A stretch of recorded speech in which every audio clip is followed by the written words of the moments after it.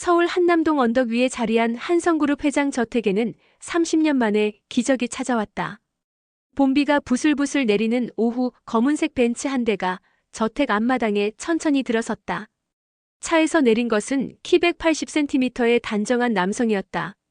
그의 얼굴에는 30년의 세월이 새겨져 있었지만 여전히 한성그룹 창업주 한철수 회장의 젊은 시절 모습이 역력했다.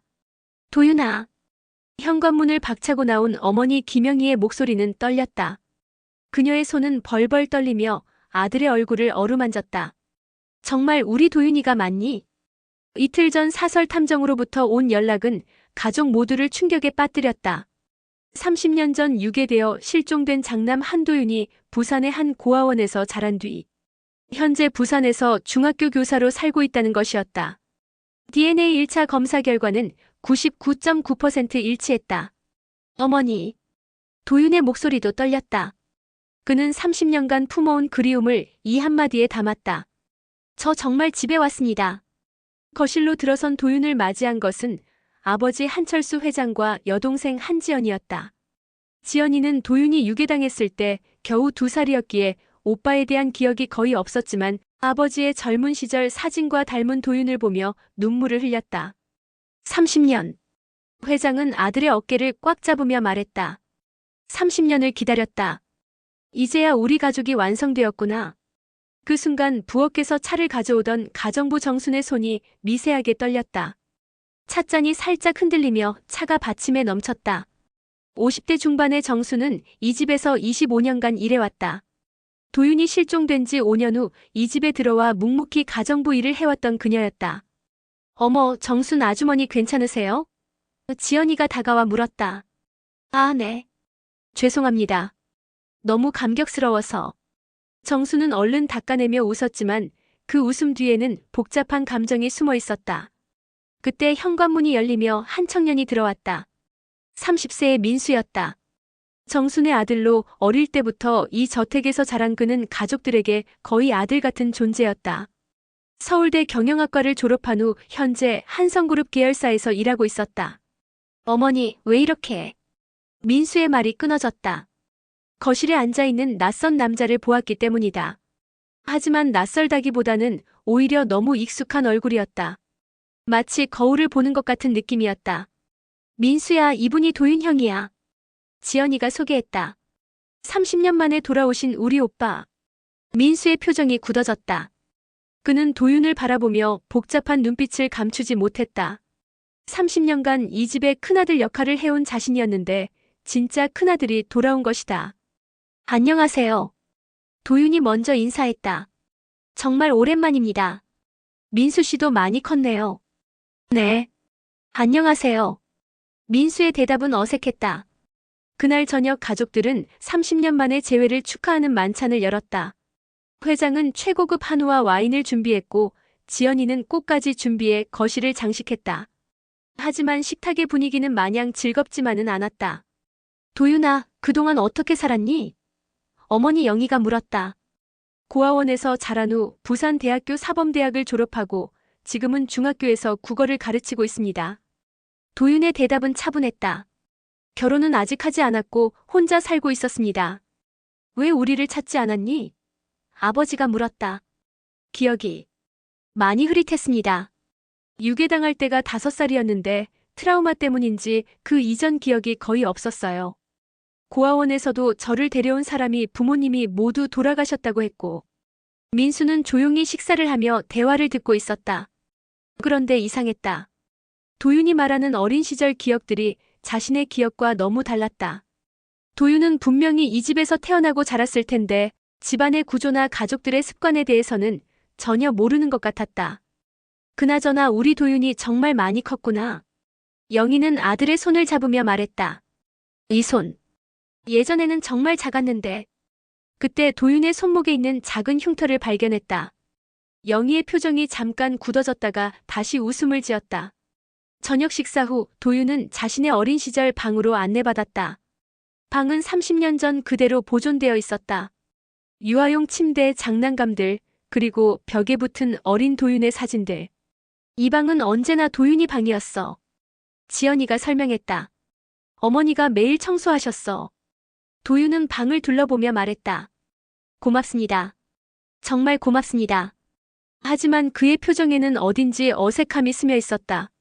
마치 남의 집에 온 것 같은 느낌이었다. 같은 시각 정수는 자신의 방에서 오래된 사진 한 장을 꺼내보고 있었다. 30년 전 병원에서 찍은 사진이었다. 그 사진 속에는 갓난아기 2명이 나란히 누워 있었다. 정순의 눈에서 눈물이 흘러내렸다. 민수야. 그녀는 중얼거렸다. 미안하다. 그리고 멀리서 들려오는 가족들의 웃음소리를 들으며 정수는 30년 동안 감춰온 비밀이 언젠가는 드러날 것이라는 두려움에 떨었다. 진실은 때로 행복보다 더 무거운 짐이 될 수 있다는 것을 그녀는 너무 잘 알고 있었다. 밤이 깊어가며 저택은 조용해졌지만 각자의 방에서 잠들지 못하는 사람들이 있었다. 돌아온 아들, 그리고 그를 맞이하는 가족들. 30년의 공백은 하루아침에 메워질 수 있는 것이 아니었다. 도윤이 집으로 돌아온 지 일주일이 지났다. 겉으로는 모든 것이 평화로워 보였지만 저택 안에는 미묘한 긴장감이 흐르고 있었다. 아침 식사 시간, 도윤은 식탁에 앉아 커피를 마시고 있었다. 그런데 이상했다. 그는 마치 30년간 이 집에서 살아온 것처럼 자연스럽게 행동했다. 커피 머신의 위치를 정확히 알고 있었고 설탕과 크림의 위치도 한 번에 찾았다. 도윤아, 어떻게 커피 머신 사용법을 알지? 어머니 영희가 신기하다는 듯 물었다. 아, 그냥 보통 커피 머신이랑 비슷해서요. 도윤은 어색하게 웃으며 대답했다. 하지만 민수는 의아했다. 그 커피 머신은 독일에서 수입한 특수 제품으로 사용법이 상당히 복잡했다. 자신도 처음 사용할 때 한참을 헤맸던 기억이 있었다. 점심시간 도윤은 화장실을 찾으려다가 정순의 방 앞에서 멈춰섰다. 그는 자연스럽게 손잡이를 돌리려다가 깜짝 놀라며 손을 뗐다. 저기, 화장실이 어디죠? 그가 정순에게 물었다. 아, 저쪽 복도 끝에 있어요. 정순이 가리켜 주었지만 그녀의 눈빛은 복잡했다. 도윤이 처음에 향한 곳은 화장실이 아니라 자신의 방이었다. 그 옆에서 지켜보던 민수는 더욱 혼란스러웠다. 도윤은 분명히 이 집에 대한 기억이 없다고 했는데 왜 이렇게 자연스럽게 행동하는 걸까? 오후에는 더욱 이상한 일이 벌어졌다. 도윤이 서재에서 책을 보고 있을 때 갑자기 비가 내리기 시작했다. 그는 자연스럽게 일어나서 창문을 닫으러 갔다. 그런데 그 창문은 특수한 방식으로 여닫히는 창문이었다. 일반적인 방법으로는 닫히지 않았다. 도윤은 당황하며 창문과 씨름했다. 그때 민수가 다가왔다. 이 창문은 이렇게 해야 돼요. 민수는 능숙하게 창문을 닫았다. 어릴 때부터 써서 익숙해요. 고마워요. 도윤의 표정에는 당황스러움이 스며 있었다. 분명히 자신이 알고 있을 것 같았는데. 저녁 식사 시간 가족들이 모두 모였다. 회장이 도윤에게 물었다. 도윤아, 어릴 때 좋아했던 음식이 기억나니? 잘 기억이 안 나요. 도윤이 솔직하게 대답했다. 그때 내가 제일 좋아했던 게 된장찌개였어. 어머니가 말했다. 특히 정순 아주머니가 끓여주는 된장찌개를 정말 좋아했지. 정순의 얼굴이 순간 굳어졌다. 어린 도윤이 좋아했던 것은 된장찌개가 아니라 김치찌개였다. 그것도 아주 매운 김치찌개였다. 하지만 그녀는 아무 말 하지 않았다. 정순 아주머니 된장찌개는 정말 맛있어요. 도윤이 웃으며 말했다. 내일도 끓여주세요. 그런데 민수가 갑자기 끼어들었다. 형, 어릴 때 된장찌개를 그렇게 싫어하지 않았나요? 어머니가 억지로 먹이려고 해도 절대 안 드셨다고 하던데. 순간 식탁이 조용해졌다. 영희의 표정이 이상해졌다. 민수의 말이 맞았다. 어린 도윤은 된장찌개를 정말 싫어했다. 아, 그랬나? 도윤이 어색하게 웃었다. 오랜만에 먹어보니 맛있네요. 취향이 바뀐 것 같아요. 분위기를 바꾸기 위해 지연이가 말했다. 오빠, 내일 우리 같이 쇼핑 가요. 옷도 사고 구경도 하고. 좋아요. 도윤이 대답했다. 그날 밤 민수는 혼자 거실에 남아 생각에 잠겼다. 뭔가 이상했다. 도윤의 행동과 말이 일치하지 않았다. 마치 이 집에 대해 알고 있으면서도 모르는 척하는 것 같았다. 민수야, 왜 안 자니? 정순이 부엌에서 나와 물었다. 어머니, 이상하지 않아요? 도윤 형이 기억이 없다고 하면서도 집안 구조를 너무 잘 아는 것 같아요. 정순의 얼굴이 창백해졌다. 무슨 소리니? 오늘 화장실 가려다가 어머니 방으로 가려고 했어요. 그리고 커피 머신도 한 번에 사용했고. 뭔가 이상해요. 그냥 직감적으로 아는 거 아닐까? 어릴 때 살던 집이니까. 정수는 애써 태어난 척했지만 목소리가 떨렸다. 그런가요? 민수는 여전히 의심스러웠다. 그때 복도에서 발소리가 들렸다. 도윤이 화장실에 가는 모양이었다. 민수와 정수는 조용히 지켜봤다. 도윤은 한치의 망설임도 없이 정확한 방향으로 걸어갔다. 마치 길눈이 밝은 사람처럼. 저렇게 정확하게 찾아가는 게 맞나요? 민수가 중얼거렸다. 정수는 아무 대답도 하지 않았다. 하지만 그녀의 마음속에는 30년 전의 기억이 떠올랐다. 병원에서 일어난 그 일, 바뀐 팔찌, 그리고 자신이 평생 감춰온 비밀. 다음 날 아침 도윤과 지연이 쇼핑을 나갔다. 그들이 나간 후 민수는 정순에게 다가갔다. 어머니, 정말 이상하지 않아요? 도윤 형이 이 집에 대해 너무 많이 알고 있어요. 민수야, 넌 왜 자꾸 그러니? 정수는 짜증을 냈다. 30년 만에 돌아온 아들인데 의심하지 말고 잘해줘. 하지만은 무슨. 정순의 목소리가 높아졌다. 너도 이제 30살인데 그런 의심은 그만둬. 민수는 어머니의 반응이 이상했다. 평소에 차분한 어머니가 아니었다. 뭔가 숨기고 있는 것 같았다. 그날 오후 도윤과 지연이가 쇼핑에서 돌아왔다. 도윤은 새 옷을 여러 벌 샀고 지연이는 신이 나서 오빠와의 쇼핑 이야기를 했다. 오빠가 옷 고르는 센스가 정말 좋아요. 어디서 배웠어요? 지연이가 물었다. 그냥 자연스럽게 알게 된 것 같아요. 도윤이 대답했다. 민수는 도윤이 고른 브랜드와 스타일을 봤다. 그것은 자신이 평소 좋아하는 브랜드와 정확히 일치했다. 우연의 일치치고는 너무 정확했다. 그날 저녁 가족들은 도윤이 새로 산 옷을 입고 나타나자 모두 칭찬했다. 하지만 민수만은 복잡한 심정이었다. 도윤이 입은 옷차림이 마치 자신의 또 다른 모습을 보는 것 같았다. 도윤아, 정말 잘 어울린다. 아버지가 흐뭇하게 말했다. 감사합니다. 도윤이 웃으며 대답했다. 그 순간 민수는 결심했다. 뭔가 이상한 일이 벌어지고 있다. 그리고 그 답을 찾기 위해서는 좀 더 자세히 관찰해야 했다. 30년간 자신이 큰아들 역할을 해왔는데 진짜 큰아들이 이렇게 이상할 리 없었다. 밤이 되어 모두가 잠든 후 민수는 조용히 도윤의 방 앞을 지나갔다. 문틈으로 새어나오는 빛을 보니 도윤이 아직 자지 않은 것 같았다. 민수는 귀를 기울였다. 도윤이 누군가와 전화 통화를 하고 있었다. 네. 잘 진행되고 있어요.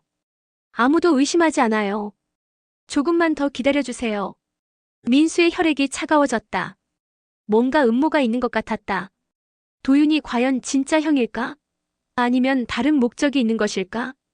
그는 조용히 자신의 방으로 돌아갔지만 잠들 수 없었다. 30년 동안 가족이라고 믿었던 모든 것이 흔들리기 시작했다. 어머니 김영희는 잠들지 못하고 뒤척이고 있었다.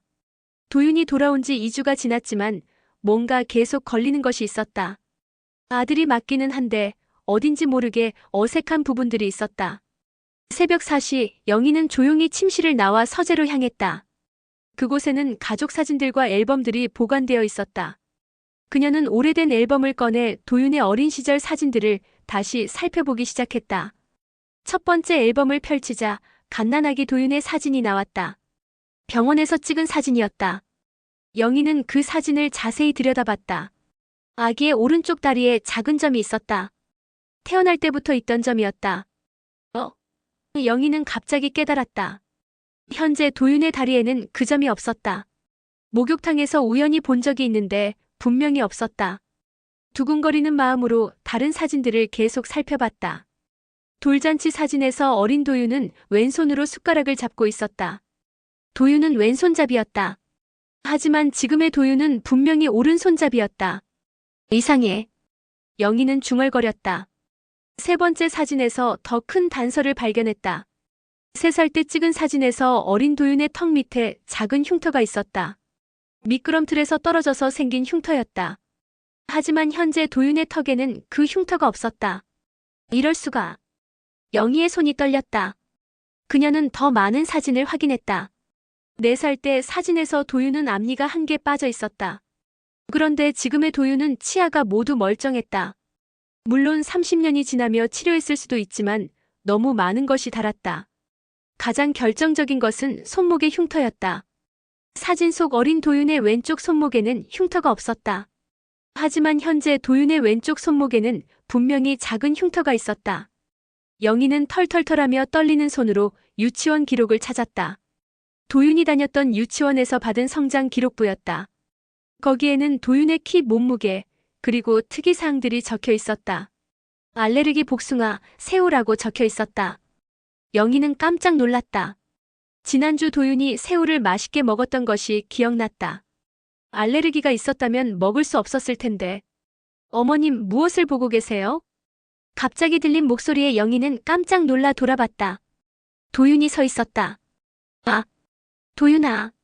잠이 안 와서 옛날 사진을 보고 있었어. 도윤은 영희 곁에 앉으며 사진을 들여다봤다. 제 어린 시절 모습이네요. 정말 많이 컸죠? 그런데 도윤아. 영희는 조심스럽게 물었다. 너 왼손잡이 아니었니? 아니요, 오른손잡이예요. 도윤이 웃으며 대답했다. 하지만 이 사진을 보면 그때는 어려서 구분을 못했던 것 같아요. 자라면서 오른손잡이가 됐어요. 영희는 뭔가 이상했지만 더 묻지 않았다. 하지만 마음 한편에는 의심이 자라기 시작했다. 그날 아침 영희는 가정의를 만나러 갔다. 도윤의 어린 시절을 담당했던 김 선생님이었다. 선생님, 우리 도윤이가 30년 만에 돌아왔어요. 정말이요? 어머, 그 일이. 김 선생님은 깜짝 놀라며 기뻐했다. 정말 기적이네요. 그런데 선생님, 도윤이 어린 시절에 대해 물어보고 싶은 게 있어요. 네, 뭐든지 물어보세요. 도윤이가 알레르기가 있었나요? 네, 복숭아랑 새우 알레르기가 심했어요. 특히 새우는 조금만 먹어도 두드러기가 났었죠. 영희의 얼굴이 창백해졌다. 지금의 도윤은 새우를 아무렇지 않게 먹었었다. 그리고 왼손잡이였죠? 맞아요. 왼손잡이라서 글씨 쓸 때 좀 애를 먹었었어요. 집으로 돌아오는 길 영희의 머릿속은 복잡했다. 너무 많은 것이 다르다. DNA 검사가 맞다면 분명히 자신의 아들인데 왜 이렇게 다른 걸까? 집에 도착하니 도윤이 민수와 대화하고 있었다. 영희는 살며시 다가가서 대화를 들었다. 형, 어릴 때 자주 놀던 곳이 어디였어요? 민수가 물었다. 잘 기억이 안 나네요.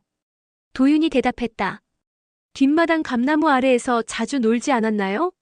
그네도 있었고. 아, 맞아요. 그런 것 같네요.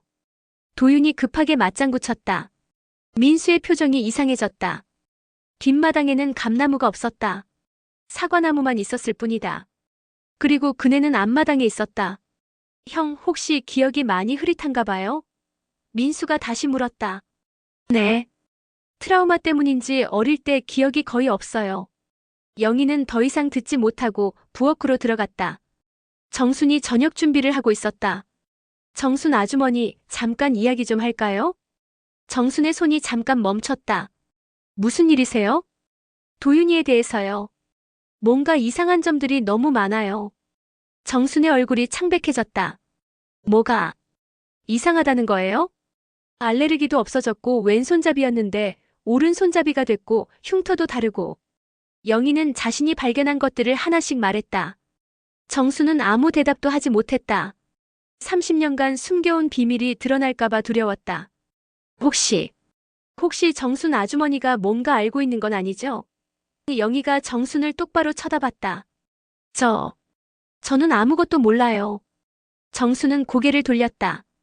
그때 민수가 부엌으로 들어왔다. 어머님, 무슨 이야기를 하고 계세요? 도윤이에 대한 이야기였어. 영희가 말했다. 민수야, 너도 뭔가 이상하다고 생각하지 않니?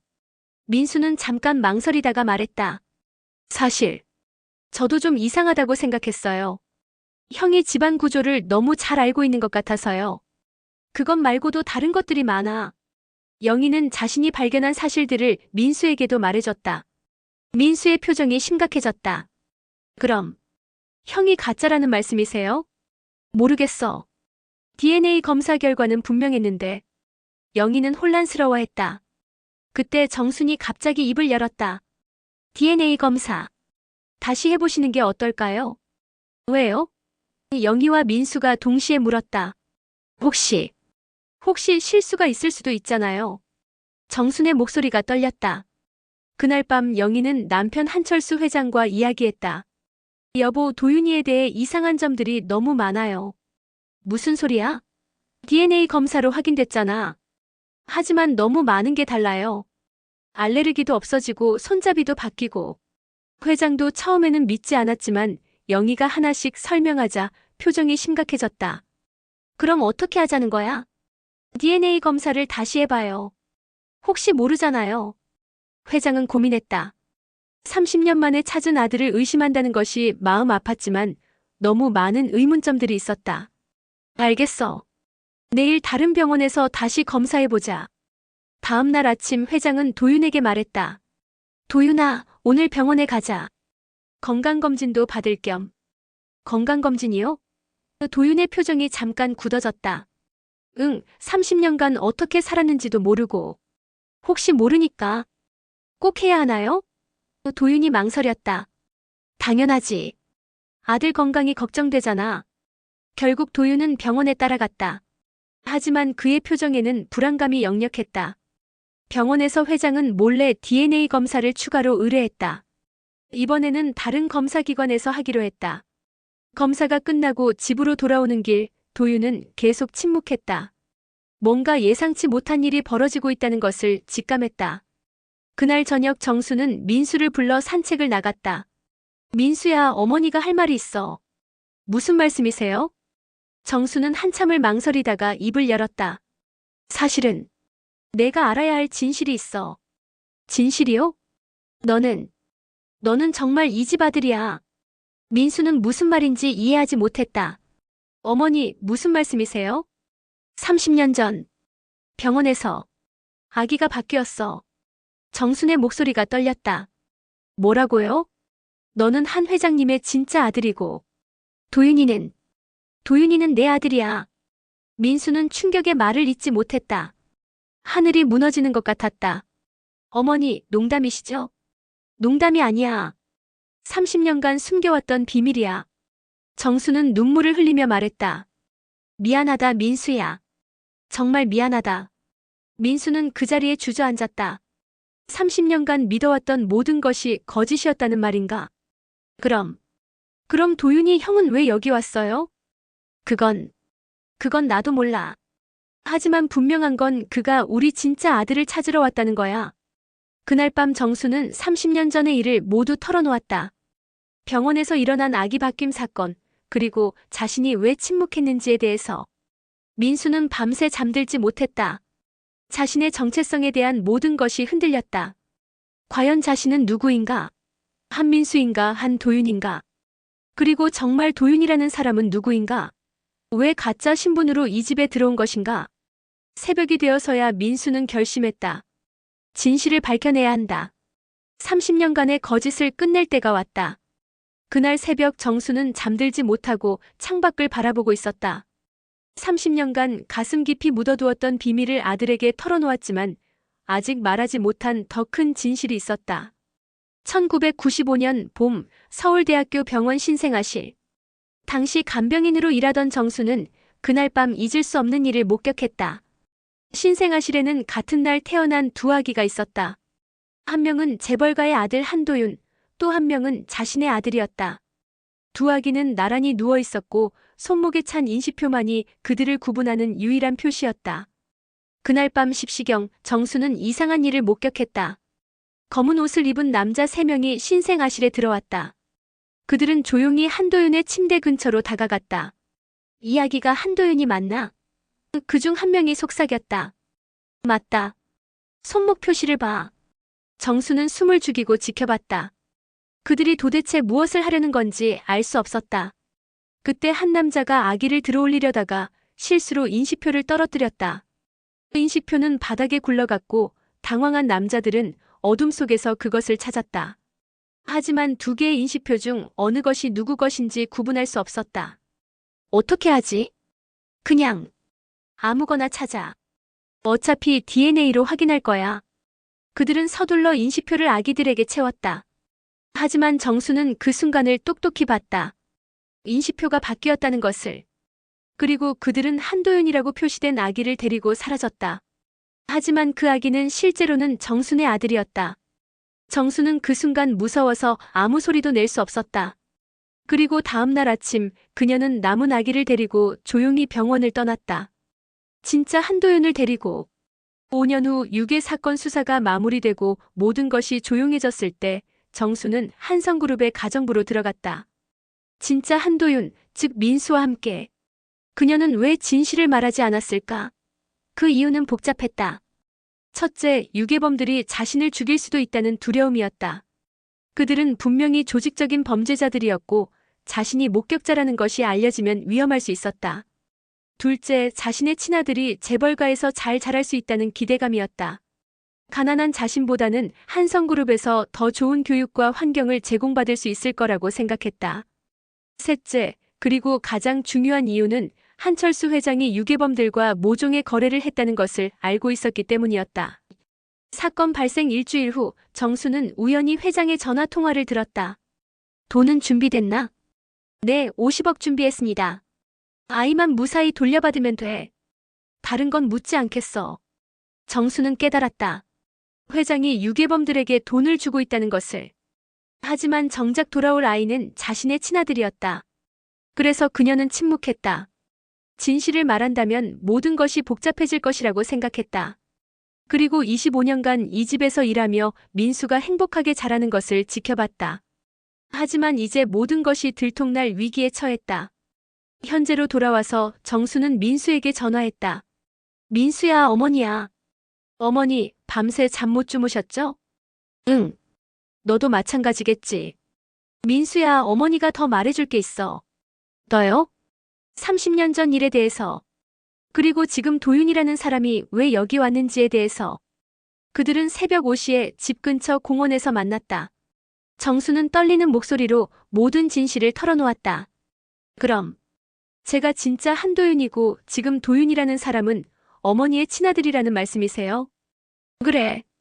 그리고 그는 분명히 뭔가 목적이 있어서 온 거야. 무슨 목적이요? 모르겠어. 하지만 분명한 건 그가 우리 가족의 진실을 알고 있다는 거야. 민수는 머리가 복잡했다. 그럼 어떻게 해야 해요? 모르겠어. 정말 모르겠어. 정수는 눈물을 흘렸다. 어머니가 너무 겁이 나. 그때 민수의 휴대폰이 울렸다. 지연이에게서 온 전화였다. 민수 오빠 지금 어디예요? 큰일 났어요. 무슨 일이야? 도윤 오빠가 갑자기 사라졌어요. 민수와 정수는 급히 집으로 돌아갔다. 집안은 난리가 났다.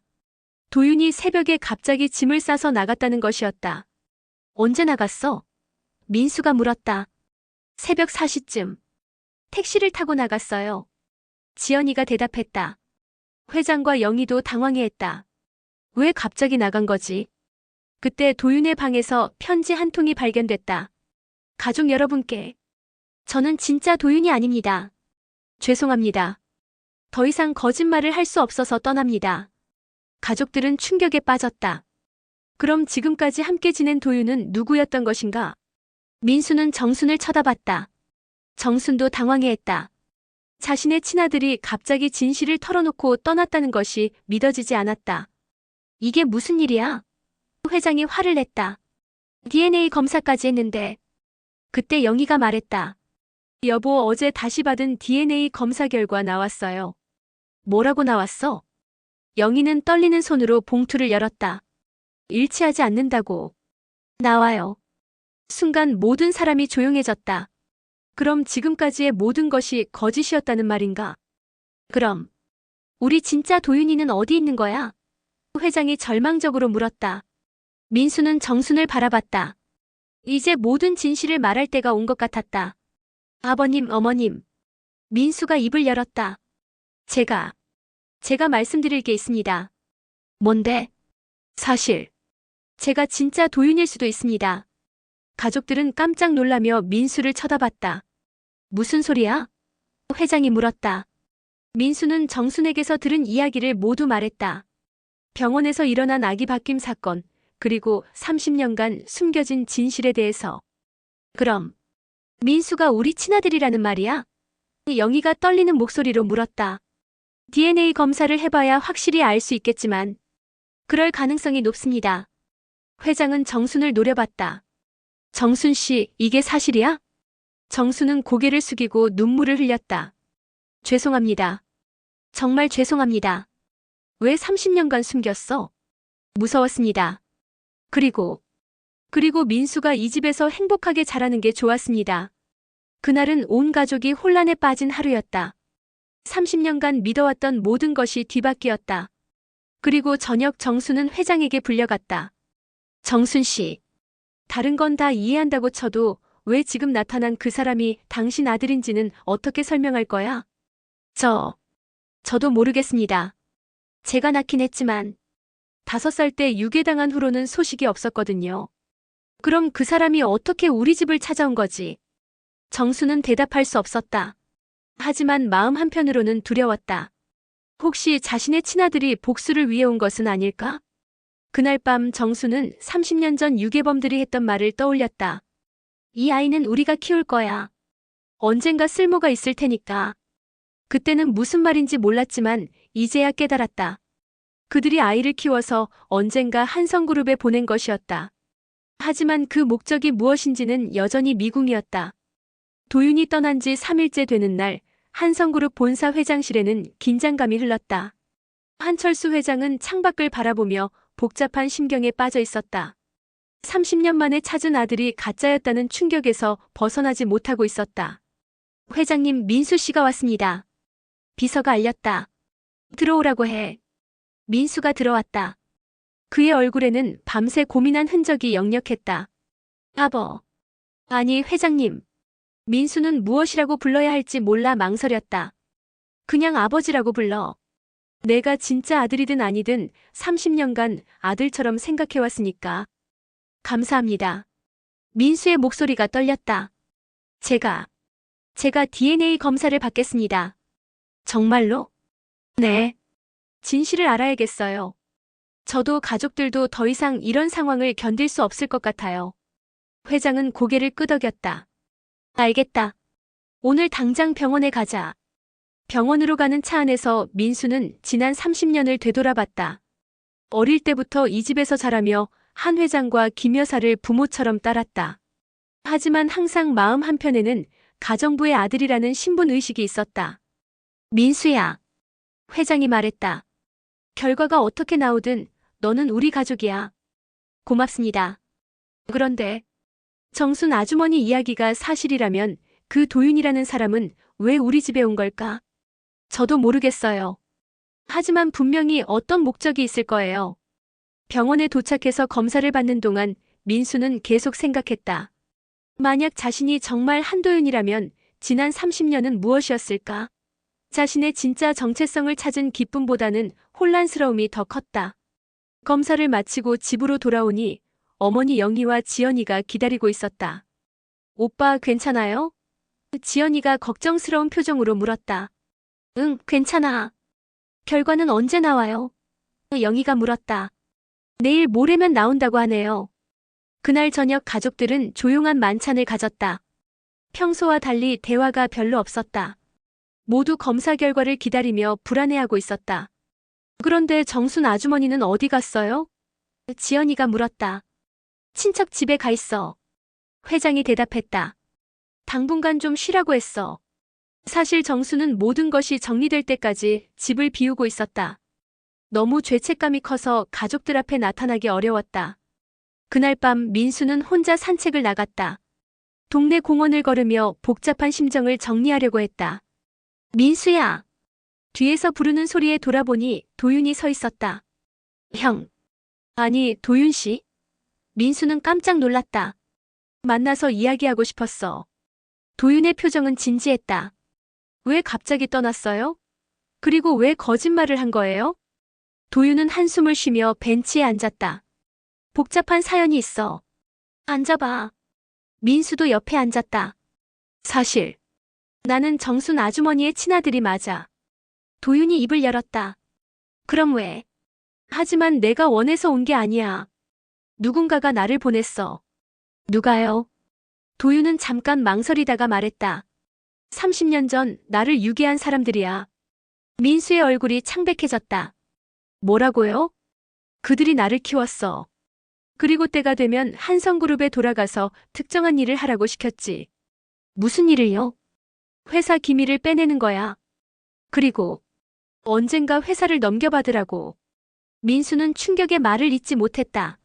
그럼 처음부터 계획된 일이었다는 말이에요? 그래. 하지만 나는 그렇게 하고 싶지 않았어. 특히 가족분들을 만나고 나서는 더욱 그랬지. 그래서 떠난 거예요? 응. 더 이상 거짓말을 할 수 없었어. 그리고 진짜 도윤이 누구인지 알아야겠다고 생각했어. 민수는 도윤을 바라봤다. 그의 얼굴에는 진심이 담겨 있었다. 그럼 지금은 어떻게 할 거예요? 모르겠어. 그들에게 돌아가면 죽을 수도 있어. 하지만 여기 있으면 가족들에게 피해를 줄 수도 있고. 민수는 갑자기 깨달았다. 그럼 정순 아주머니도 위험한 거 아니에요? 그래서 걱정이야. 어머니는 아무것도 모르셔. 우리가 도와줄게요. 뭐? 가족이잖아요. 진짜든 가짜든 우리는 이미 가족이에요. 도윤의 눈에 눈물이 맺혔다. 고마워. 정말 고마워. 그들은 밤늦게까지 이야기를 나눴다. 도윤은 자신이 어떻게 자랐는지 그리고 어떤 훈련을 받았는지 모두 털어놓았다. 이틀 후 드디어 DNA 검사 결과가 나왔다. 가족들은 모두 거실에 모여 앉았다. 회장이 봉투를 열었다.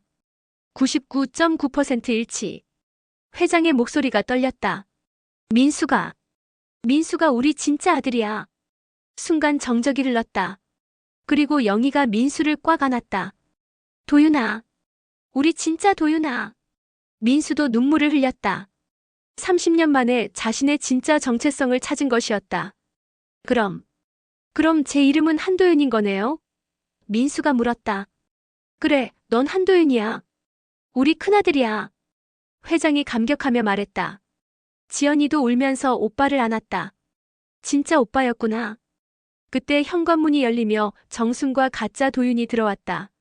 정순은 조심스럽게 다가왔다. 결과가 어떻게 나왔나요? 민수가 아니, 도윤이가 우리 진짜 아들이었어요. 영희가 말했다. 정수는 그 자리에 주저앉았다. 정말 미안합니다. 가짜 도윤도 가족들에게 고개를 숙였다. 죄송합니다. 회장이 그들에게 다가갔다. 이제 모든 진실을 말해주세요. 왜 이런 일이 벌어진 건지, 그리고 누가 이런 계획을 세운 건지. 정순과 가짜 도윤은 30년 전부터 현재까지의 모든 이야기를 털어놓았다. 유괴 사건의 진실, 아기 바뀜 사건, 그리고 배후에 있는 조직에 대해서. 그럼 아직도 위험하다는 말이네요? 회장이 심각한 표정으로 물었다. 네.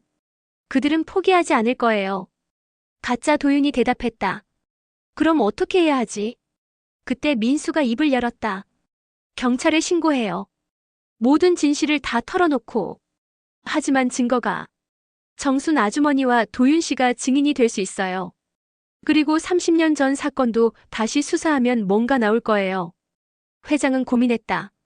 하지만 가족의 안전이 가장 중요했다. 알겠어.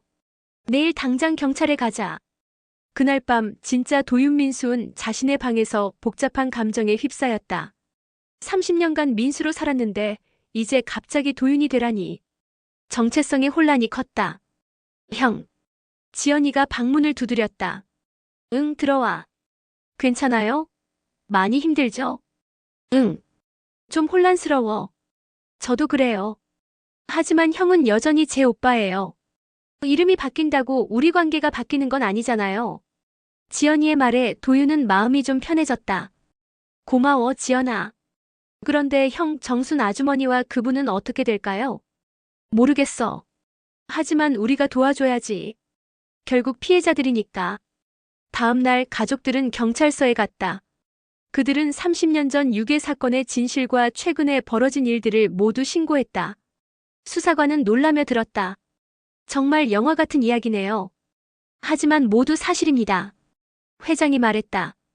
일단 보호 조치부터 하겠습니다.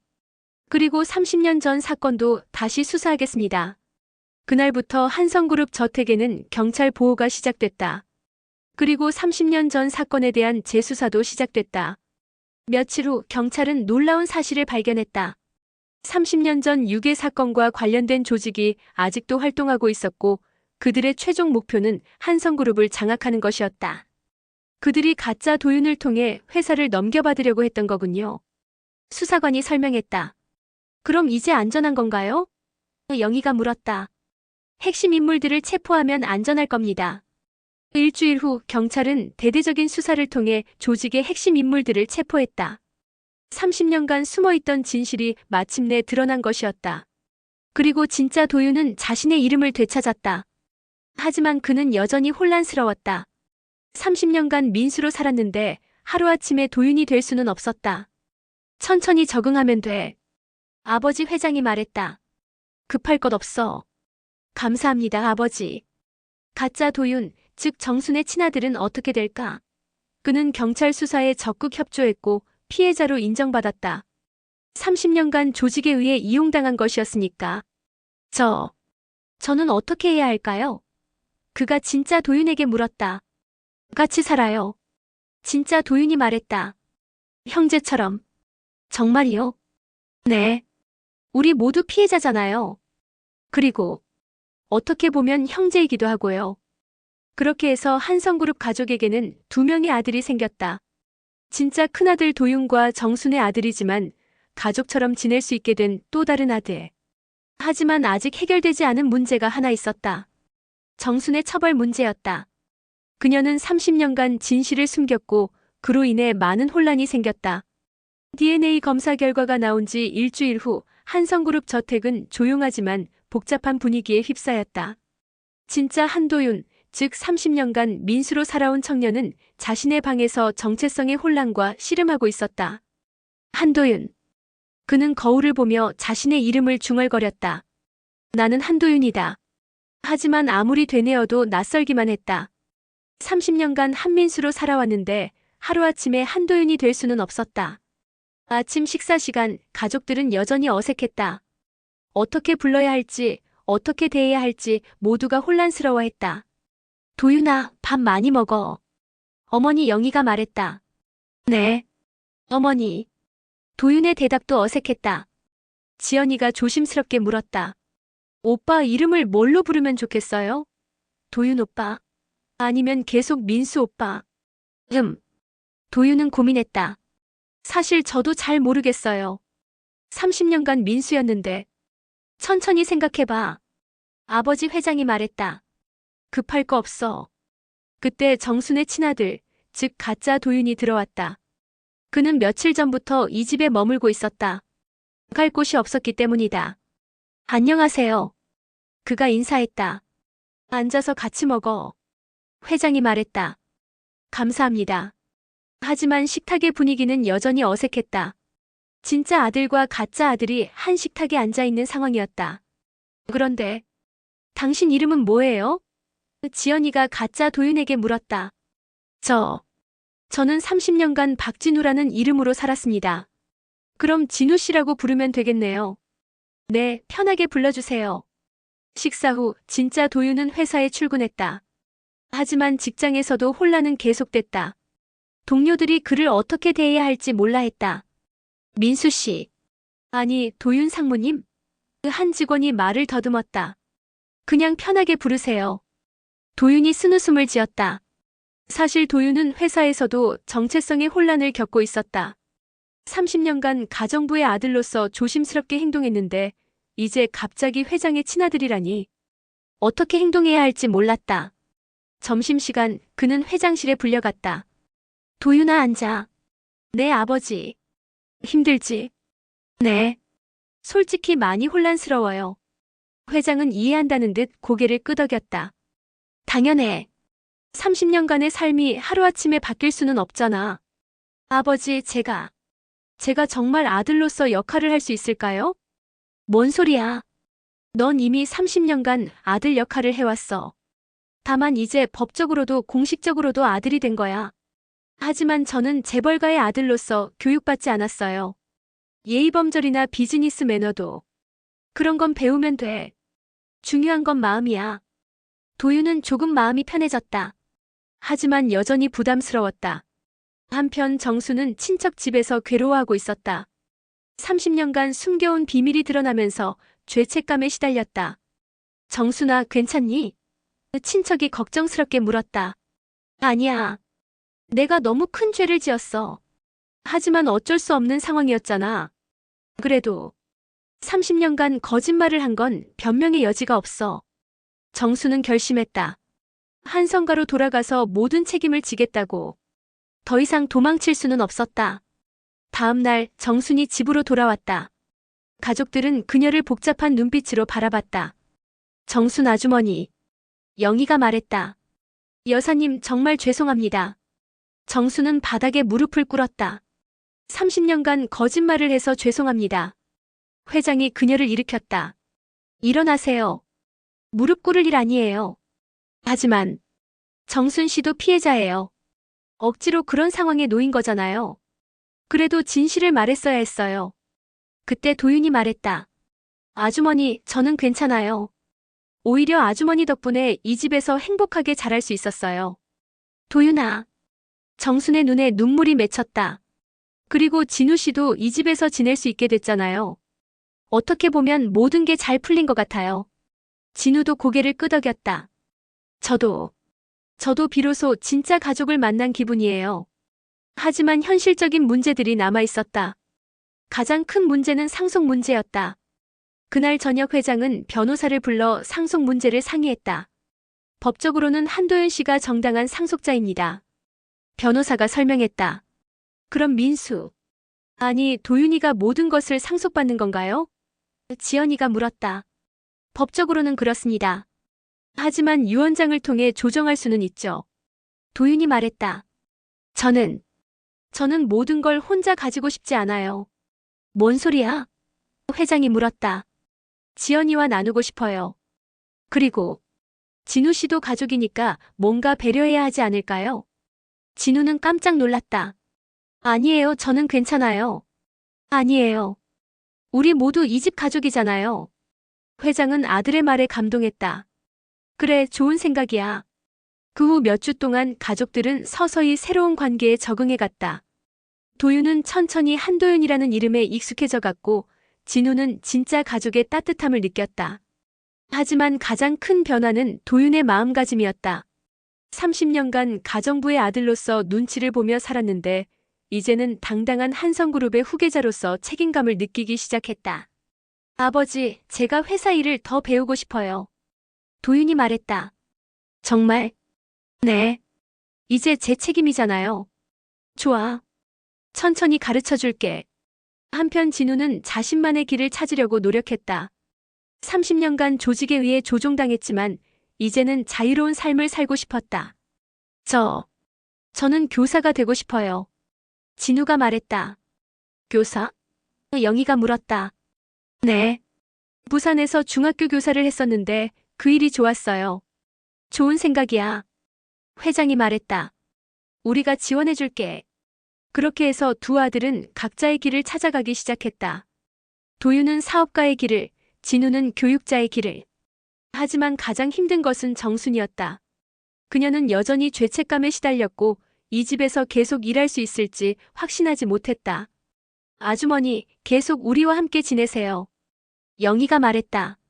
하지만 아주머니는 우리 가족이에요. 25년간 이 집을 지켜준 사람이잖아요. 그래도 그때 도윤이 말했다.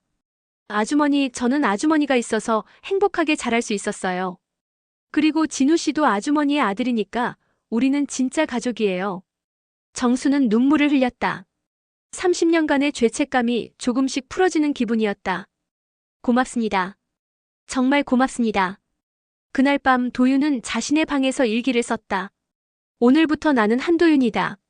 30년간 민수로 살았지만 이제는 도윤으로서 새로운 삶을 시작하려고 한다. 쉽지 않겠지만 가족들이 있으니까 할 수 있을 것 같다. 그는 창밖을 바라보며 생각했다. 30년간의 혼란스러운 삶이 끝나고 이제야 진짜 자신을 찾은 기분이었다. 하지만 동시에 새로운 책임감도 느꼈다. 한편 진우도 자신의 방에서 미래를 계획하고 있었다. 30년간 조종당한 삶에서 벗어나 이제는 자신만의 길을 걸어가고 싶었다. 새로운 시작이야. 그도 중얼거렸다. 그렇게 해서 한성그룹 가족의 새로운 시작이 펼쳐졌다. 진실이 밝혀지면서 혼란도 있었지만 결국 모든 것이 제자리를 찾아가고 있었다. 하지만 아직 마지막 결정이 남아 있었다. 과연 이 새로운 가족 구성이 지속될 수 있을 것인가? DNA 검사 결과가 나온 지 한 달이 지났다. 한성그룹 저택에서는 새로운 일상이 시작되었지만 여전히 해결되지 않은 문제들이 남아 있었다. 진짜 한도윤, 즉 30년간 민수로 살아온 그는 점점 자신의 정체성을 받아들이기 시작했다. 하지만 마음 한편으로는 여전히 혼란스러웠다. 도윤아, 이리 와봐. 아버지 회장이 서재에서 불렀다. 네, 아버지. 서재에는 회장과 변호사가 앉아 있었다. 앉아. 중요한 이야기를 해야겠어. 도윤은 긴장하며 앉았다. 상속 문제에 대해서야. 회장이 말했다. 법적으로는 내가 모든 것을 상속받을 권리가 있어. 아버지, 저는 이미 말씀드렸듯이. 알아. 하지만 현실적으로 생각해봐야 해. 한성그룹은 수십조 원 규모의 기업이야. 그리고 수많은 직원들의 생계가 걸린 문제이기도 하고. 변호사가 서류를 펼치며 설명했다. 현재 한성그룹 지분의 60%가 회장님 명의로 되어 있습니다. 법적으로는 한도윤 씨가 이를 상속받을 권리가 있죠. 하지만 저는 경영 경험도 없고. 그래서 말이야. 회장이 말했다. 어떻게 하고 싶니? 정말로 회사를 경영하고 싶어? 도윤은 한참을 고민했다. 30년간 가정부의 아들로 살아온 자신이 갑자기 재벌그룹의 회장이 될 수 있을까? 아버지, 솔직히 자신이 없어요. 저는 그냥 평범하게 살고 싶었어요. 그럼 어떻게 하고 싶어? 지연이가 더 적합할 것 같아요. 지연이는 어릴 때부터 이 집에서 자라며 후계자 교육을 받았잖아요. 회장은 고개를 끄덕였다. 지연이 의견도 들어봐야겠군. 그날 저녁 가족회의가 열렸다. 도윤, 지연, 진유, 그리고 정순까지 모두 모였다. 오늘은 우리 가족의 미래에 대해 이야기해보려고 해. 회장이 말했다. 무슨 말씀이세요? 지연이가 물었다. 상속 문제야. 도윤이가 모든 것을 상속받을 권리가 있지만 본인이 원하지 않는다고 해. 지연이는 놀랐다. 오빠가요? 응. 그래서 내 의견을 듣고 싶어. 지연이는 잠깐 생각하더니 말했다. 저도 사실 확신이 없어요. 뭐? 저는 여자고 결혼하면 성도 바뀔 텐데. 과연 제가 한성그룹을 이끌 수 있을까요? 회장은 당황했다. 두 자녀 모두 후계자가 되기를 망설이고 있었다. 그때 진우가 조심스럽게 말했다. 제가 한 가지 제안을 해도 될까요? 뭔데? 공동경영은 어떨까요? 공동경영? 네. 도윤 형과 지연 씨가 함께 회사를 이끄는 거예요. 도윤의 눈이 반짝였다. 그거 좋은 생각이네요. 하지만 공동경영은 쉽지 않아. 회장이 걱정스러워했다. 아버지, 우리 남매는 30년간 함께 자랐어요. 서로를 잘 알고 있고 성격도 잘 맞아요. 지연이도 고개를 끄덕였다. 오빠가 부족한 부분은 제가 도와드리고 제가 부족한 부분은 오빠가 도와주시면 될 것 같아요. 회장은 한참을 고민하더니 말했다. 좋아. 그럼 일단 시험 기간을 가져보자. 1년간 공동으로 회사를 운영해보고 그 결과를 보고 결정하자. 감사합니다, 아버지. 도윤과 지연이가 동시에 말했다. 그렇게 해서 한성그룹의 미래가 결정됐다. 하지만 아직 해결되지 않은 문제가 하나 더 있었다. 그런데 정순 아주머니는 어떻게 할 거예요? 영희가 물었다. 정순은 고개를 들었다. 저는 떠나는 게 맞을 것 같아요. 왜요? 도윤이 깜짝 놀라며 물었다. 30년간 거짓말을 했는데 어떻게 계속 이 집에 있을 수 있겠어요?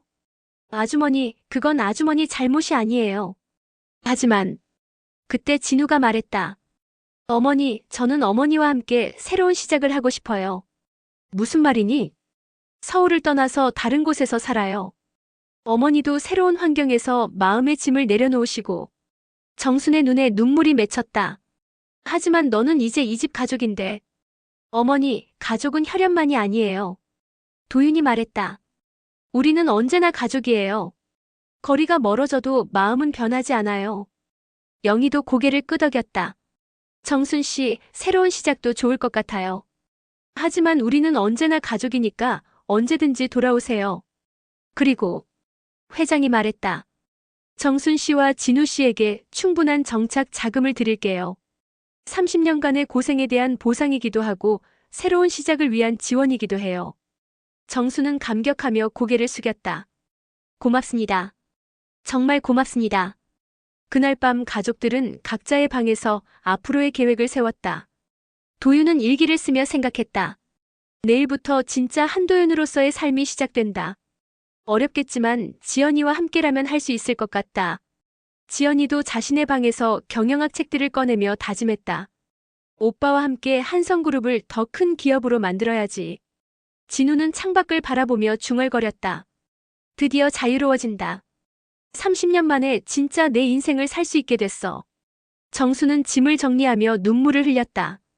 하지만 그 눈물은 슬픔만이 아니었다.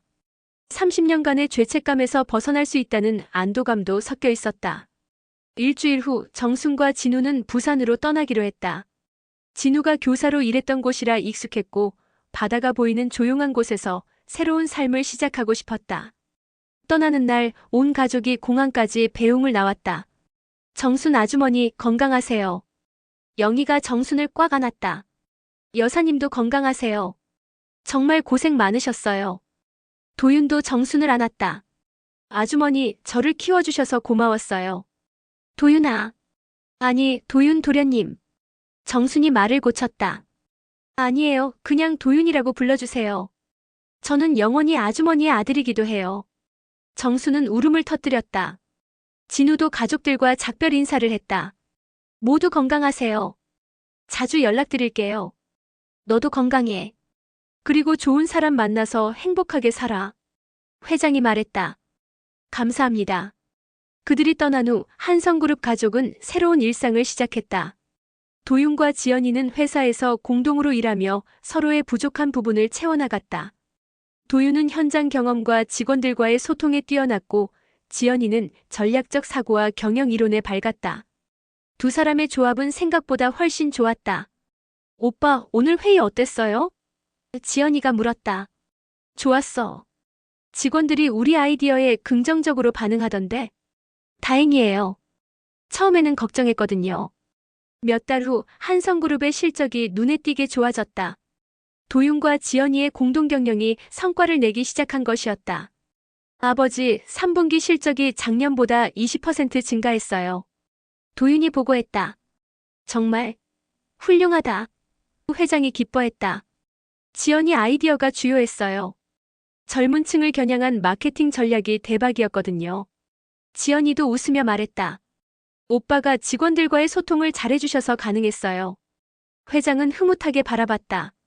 두 자녀가 서로를 인정하고 협력하는 모습이 보기 좋았다. 그러던 어느 날 부산에서 정순과 진우로부터 안부 전화가 왔다. 여보세요, 정순 아주머니. 영희가 전화를 받았다. 네, 여사님. 안녕하세요. 어떻게 지내세요? 좋아요. 진우가 부산의 한 중학교에서 교사로 일하기 시작했어요. 정말 즐겁게 하고 있어요. 다행이네요. 아주머니도 건강하시죠? 네, 바닷바람이 좋아서 마음이 많이 편해졌어요.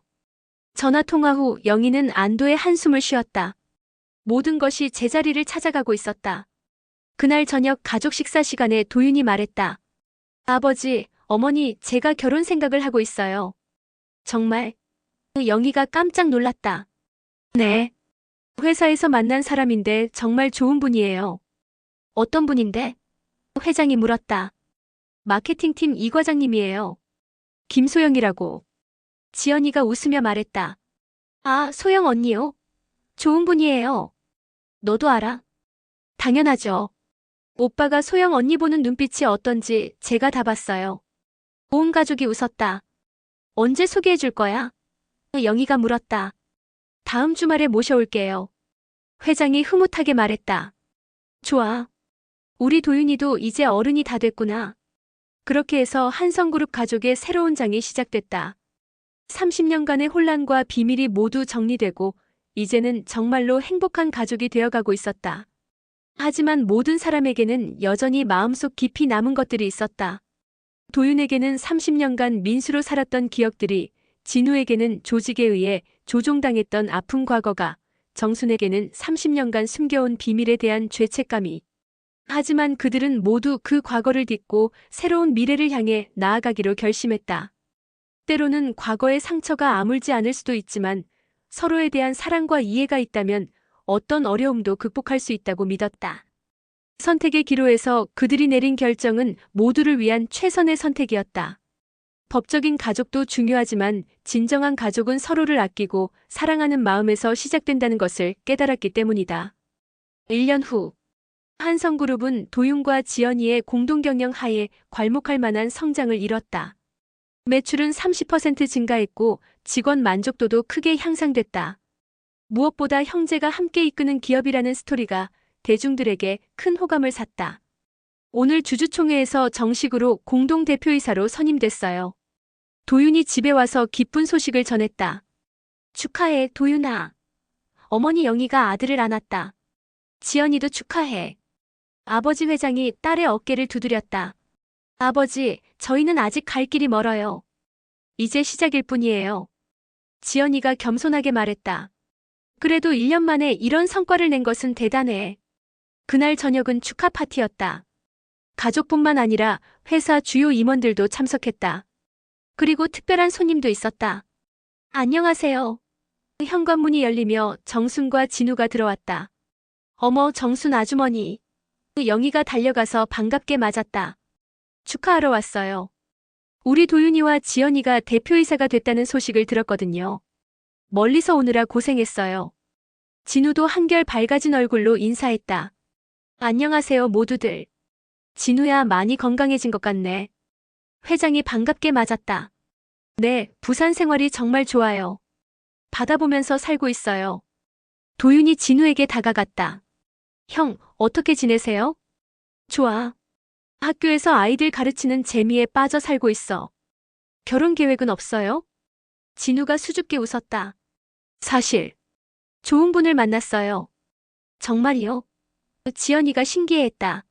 네, 같은 학교 국어 선생님이에요. 다음에 소개해드릴게요. 와, 축하해요.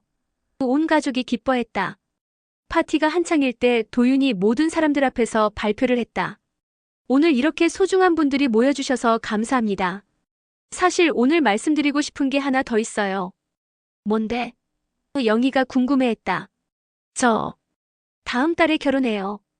순간 조용해졌다가 박수가 터져 나왔다. 축하해. 언제? 신부가 누구야? 소영이 도윤 옆에 서며 인사했다. 안녕하세요, 김소영입니다. 어머, 예쁘시네. 영희가 소영의 손을 잡았다. 앞으로 잘 부탁드려요, 어머님. 회장도 흐뭇하게 바라봤다. 우리 가족이 또 늘어나는구나. 그때 지연이도 말했다. 저도 사실 소개받고 싶은 사람이 있어요. 누구?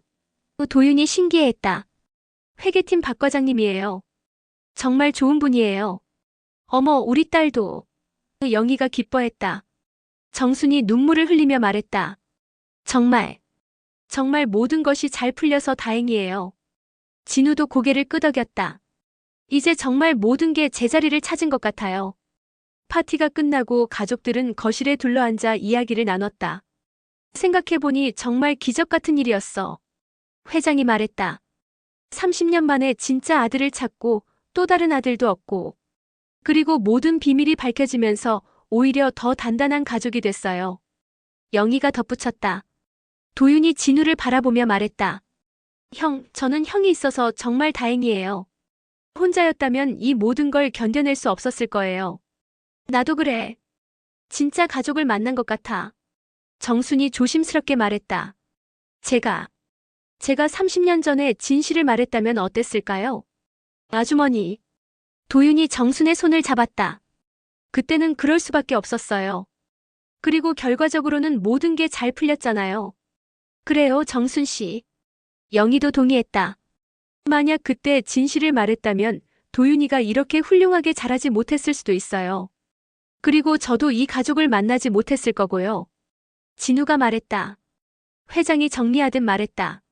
때로는 인생의 우여곡절이 오히려 더 큰 행복을 가져다주는 법이야. 그날 밤 정순과 진우는 하룻밤 묵고 가기로 했다. 예전에 쓰던 방에서 잠을 자는 것이었다. 어머니, 기분이 어때요? 진우가 물었다. 후련해. 30년간 짊어지고 살았던 짐을 내려놓은 기분이야. 저도 그래요. 이제야 진짜 자유로워진 기분이에요. 그리고 이제야 진짜 가족의 의미를 알겠어. 가족은 혈연만이 아니구나 싶어요. 다음 날 아침 정순과 진우가 부산으로 돌아갈 때 온 가족이 배웅했다. 자주 놀러와요. 영희가 말했다. 네, 그럴게요. 그리고 도윤이 결혼식 때는 꼭 올게요. 당연하죠. 도윤이 웃었다. 그들이 떠난 후 도윤은 자신의 방에서 일기를 썼다. 30년간의 혼란이 끝났다. 이제야 진짜 내 인생이 시작되는 기분이다. 한도윤으로서 한성그룹의 대표이사로서 그리고 곧 한 여자의 남편으로서 새로운 삶을 살아갈 것이다. 한 달 후 도윤과 소영의 결혼식이 열렸다. 웨딩홀은 가족과 친구 그리고 회사 동료들로 가득 찼다. 정순과 진우도 부산에서 올라와 축하해줬다. 신랑 입장. 사회자의 멘트와 함께 도윤이 입장했다. 그의 얼굴에는 행복한 미소가 가득했다. 30년간 찾던 자신의 자리를 찾은 남자의 얼굴이었다. 신부 입장. 소영이 아름다운 웨딩드레스를 입고 나타났다. 그녀의 아버지가 그녀의 팔을 잡고 버질로드를 걸었다. 너무 아름답다. 하객들이 감탄했다. 결혼 서약을 할 때 도윤의 눈에 눈물이 맺혔다. 저는 김소영 씨를 평생 사랑하고 지키겠습니다. 저도 한도윤 씨를 평생 사랑하고 지지하겠습니다. 주례사를 맡은 회장이 말했다. 이제 두 분은 부부가 되었습니다. 박수. 웨딩홀이 박수 소리로 가득 찼다. 피로연에서 도윤이 감사 인사를 했다. 오늘 이렇게 귀한 시간을 내서 축하해주신 모든 분들께 감사드립니다. 특히 저를 30년간 키워주신 부모님, 그리고 저의 진짜 어머니이신 정순 어머님께 감사드립니다. 정순이 눈물을 흘렸다. 그리고 저의 형이자 평생 친구인 진우 형에게도 고맙다고 말하고 싶습니다. 진우도 박수를 치며 웃었다. 마지막으로 저를 선택해준 소영이에게 고맙습니다. 평생 행복하게 해주겠습니다. 그날은 정말 모든 사람이 행복한 하루였다. 결혼식이 끝난 후 가족들은 집에서 뒤풀이를 했다. 정말 좋은 결혼식이었어. 영희가 만족해했다. 소영이도 정말 예쁘고 착해 보여. 지연이가 말했다. 우리 도윤이가 좋은 사람 만났어. 회장도 흐뭇해했다. 그때 진우가 말했다. 저도 내년쯤에는 결혼할 것 같아요. 정말 모든 사람이 놀랐다. 네, 부산에서 만난 분이 정말 좋거든요. 축하해. 온 가족이 기뻐했다. 그렇게 해서 한성그룹 가족의 새로운 시대가 열렸다. 30년간의 비밀과 혼란이 모두 정리되고 이제는 정말로 행복한 대가족이 되었다.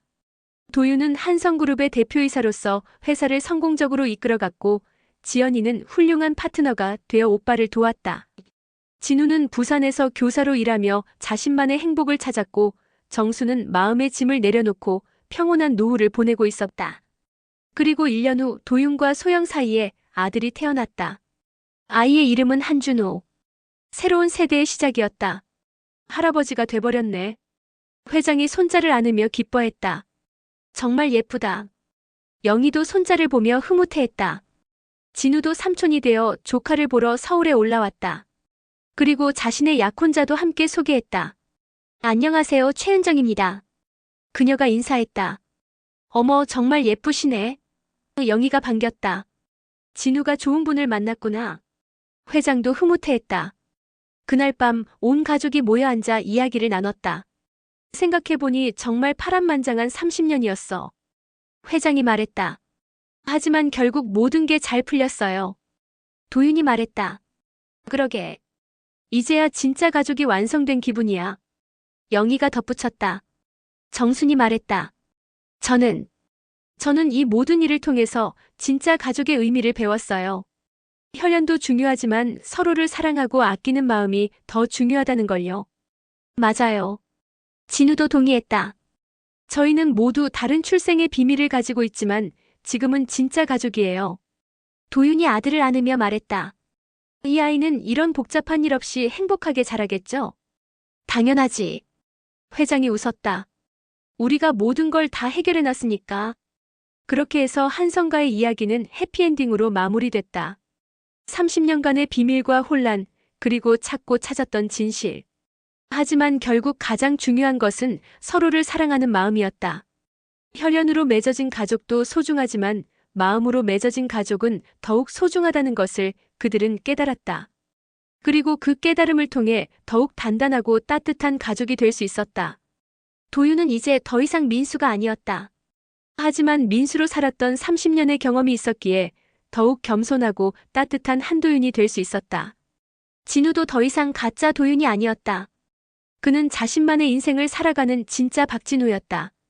그리고 정수는 더 이상 비밀을 간직한 채 살지 않아도 되었다. 30년간의 죄책감에서 벗어나 진짜 어머니, 진짜 가족으로 인정받았다.